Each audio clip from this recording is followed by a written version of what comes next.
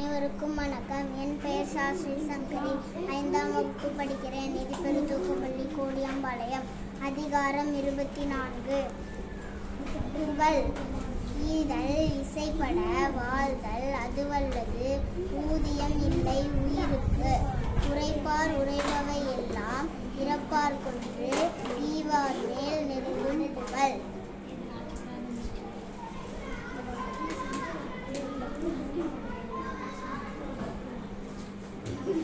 ஒன்றா உலகத்து உயர்ந்த புகழெல்லாம் கொன்றது நிற்பதொன்றில்.